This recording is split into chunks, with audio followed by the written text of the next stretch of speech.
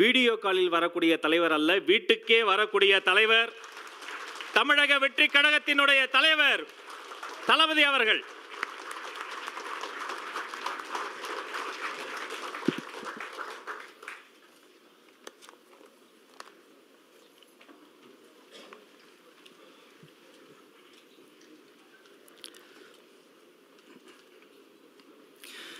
தீர்மானம் 2.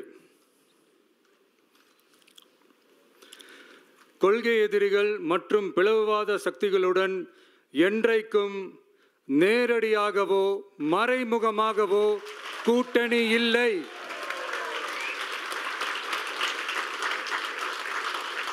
ஒன்றிய அளவில் மலிவான அரசியல் ஆதாயங்களுக்காக மக்களை மத ரீதியாக பிளவுபடுத்தி மக்களிடையே வேற்றுமையை விதைத்து அதில் குளிர்காய நினைக்கிறது பாஜக.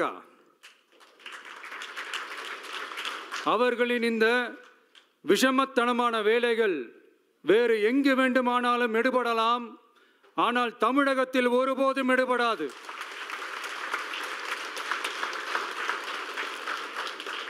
சமூக நீதியும் நல்லிணக்கமும் சகோதரத்துவமும் சமத்துவமும் ஆழமாய் வேரூன்றிய மண் இந்த தமிழ்நாட்டு மண்.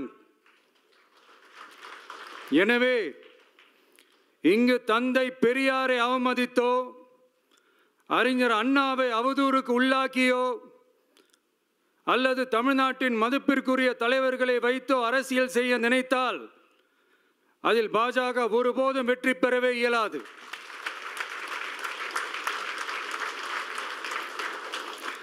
சுயநல அரசியல் லாபங்களுக்காக பாஜகவுடன் கூடி குழைந்து கூட்டணி போக திமுகவோ அதிமுகவோ இல்லை. நம் தமிழக வெற்றி கழகம்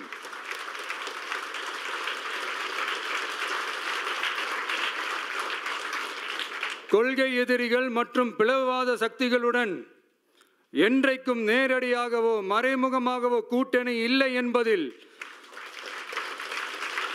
தமிழக வெற்றி கழகம் மிக உறுதியாக இருக்கிறது.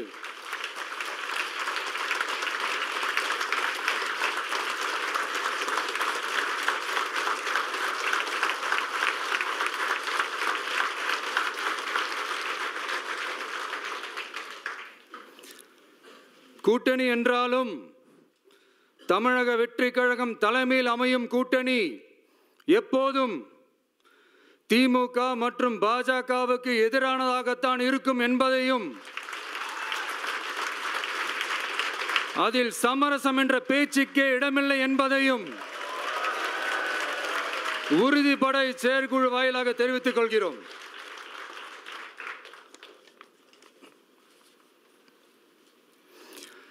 இது இறுதியான தீர்மானம் மட்டுமல்ல, உறுதியான தீர்மானம்.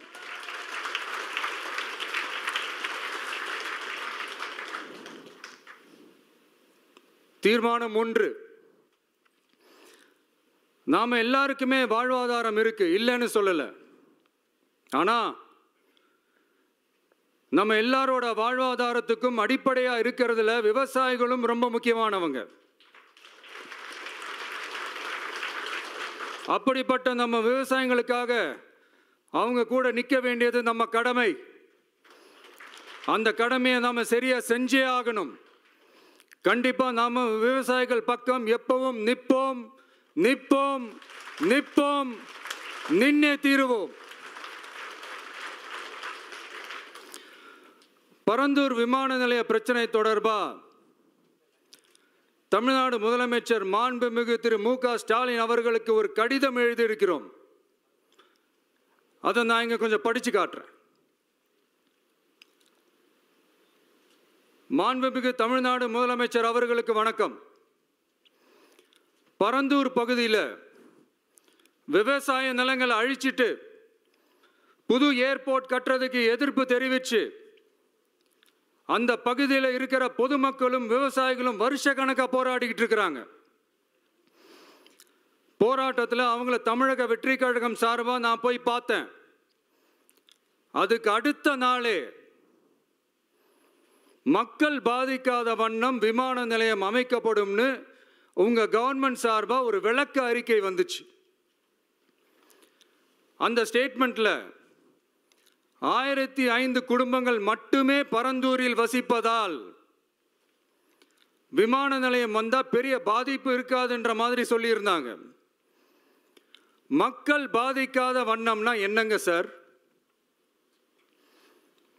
ஒன்று, அந்த இடத்துல ஏர்போர்ட் வருதுன்னு சொல்லணும், இல்லை அந்த இடத்துல ஏர்போர்ட் வராதுன்னு சொல்லணும். ரெண்டுமே அந்த அறிக்கையில் இல்லை. வெறும் 1005 குடும்பங்கள்னா உங்களுக்கு அவ்வளவு சாதாரணமா போச்சா சிஎம் சார்?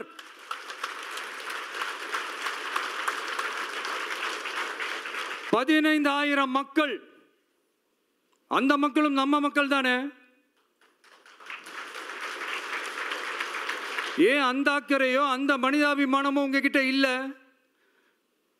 எதிர்கட்சியா இருந்தா மட்டும்தான் மக்கள் மேல உங்களுக்கு அக்கறை இருக்குமா?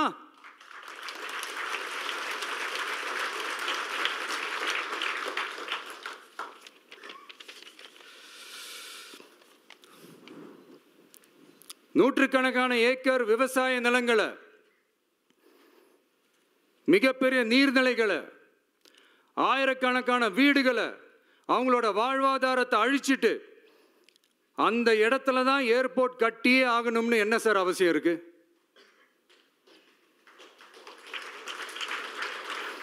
அப்புறம் எப்படி சார் நீங்க உங்களை மக்களின் முதல்வர்னு நான் கூசாம சொல்றீங்க?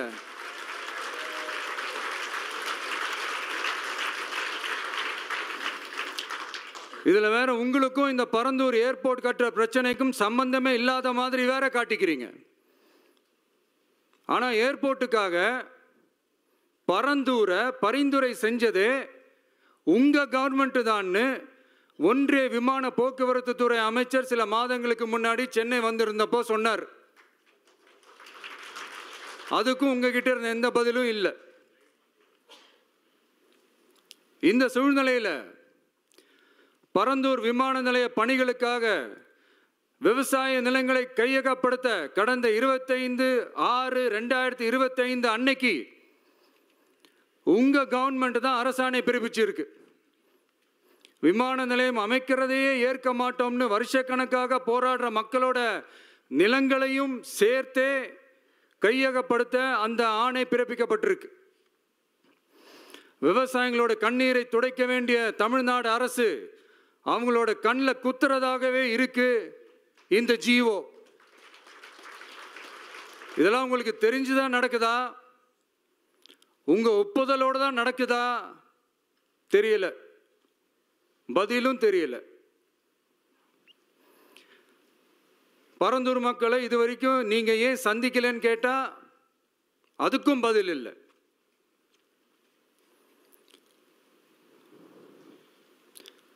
நான் இந்த பரந்தூர் போராட்டக்காரங்க அந்த மக்களை ரீசெண்டாக நான் சந்தித்தேன்.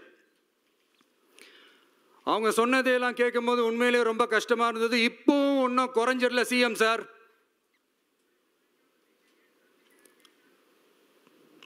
சாதி மதம் கடந்து தங்களோட குடியிருப்புகளை, விவசாய பூமியை, வாழ்வாதாரத்தை, நீர்நிலைகளை காப்பாற்ற ஒன்னா நின்று போராடிக்கிட்டு இருக்கிற பரந்தூர் பகுதி விவசாய பெருங்குடி மக்களை தயவு செஞ்சு நீங்க நேரில் சந்திச்சு பேசுங்க.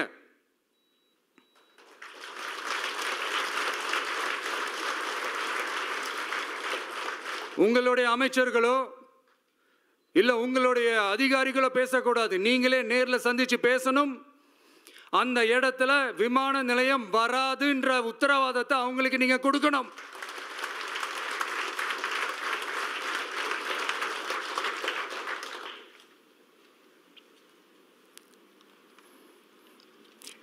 இதையெல்லாம் நீங்க செய்யாம எல்லாத்தையும் கடந்து போகணும்னு நீங்க நினைச்சீங்கன்னா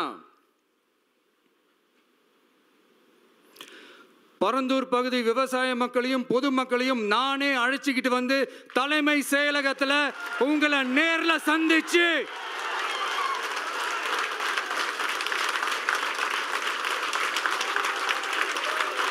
நேரில் சந்திச்சு முறையிடுற நிலைமை உண்டாகும். அப்படி ஒரு சூழலை நீங்க உருவாக்க மாட்டீங்கன்னு நான் நம்புறேன். அதையும் மீறி அப்படி ஒரு சூழல் வந்துச்சுன்னா நான் ஃபேஸ் பண்ண தயாரா இருக்கேன்.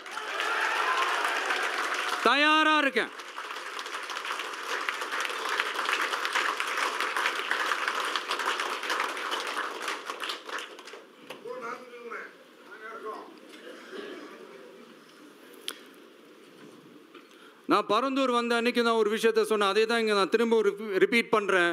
We are not against any developments. We are not against airports. அந்த லொகேஷன் தான் தப்புன்னு சொல்கிறோம்.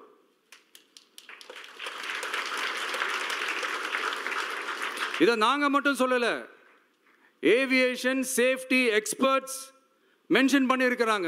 that place is not fit for airport. Pilots அங்கே ஏர்கிராஃப்டை லேண்ட் பண்ணுறதுக்கு they might face a lot of problemsன்றது கூட அதில் மென்ஷன் பண்ணியிருக்கிறாங்க. அது மட்டும் இல்லை, அந்த வாட்டர் பாடிஸை அழிச்சு அதுக்கு மேலே ஏர்போர்ட், அந்த பில்டிங்ஸ், அந்த ரன்வேஸ் இதெல்லாம் வந்ததுக்கு அப்புறம் ஒரு மழைக்காலமோ இல்லை ஒரு floods டைம்லையோ the whole Chennai city will be flooded. இதையும் அதில் மென்ஷன் பண்ணியிருக்கிறாங்க.